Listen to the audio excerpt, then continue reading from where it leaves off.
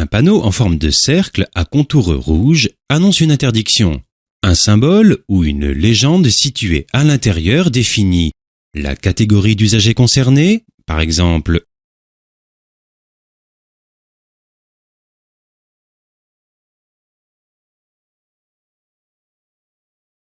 accès interdit aux piétons,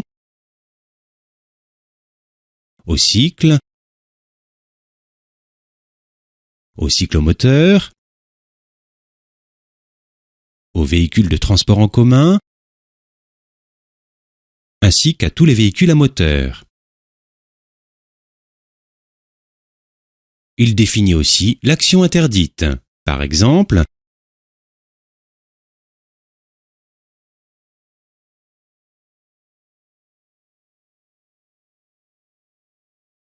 limitation de vitesse, interdiction de dépasser tous les véhicules à moteur autres que ceux à deux roues sans sidecar, circulation interdite à tout véhicule dans les deux sens, sens interdit,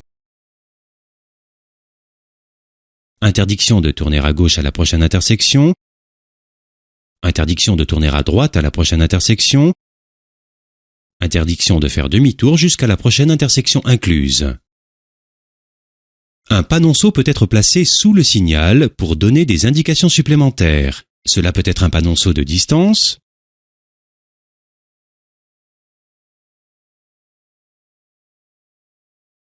un panonceau d'étendue, un panonceau de catégorie ou un panonceau donnant des indications diverses. Le panonceau rappel confirme une interdiction déjà signalée. L'interdiction s'applique donc avant et après le panneau.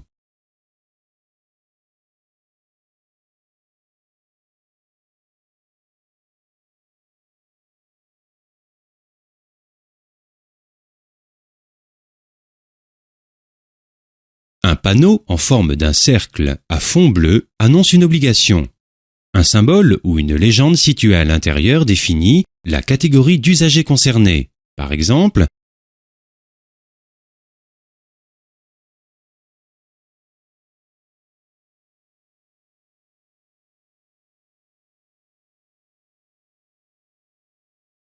chemin obligatoire pour piétons, chemin obligatoire pour cavaliers, piste ou bande obligatoire pour les cycles sans remorque, voie réservée aux véhicules de transport en commun des services réguliers. Il définit aussi l'action obligatoire. Par exemple,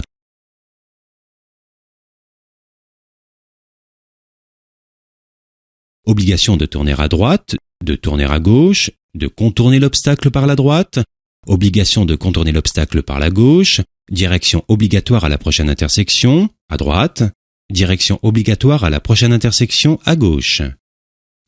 Nous allons vous montrer un exemple en situation réelle.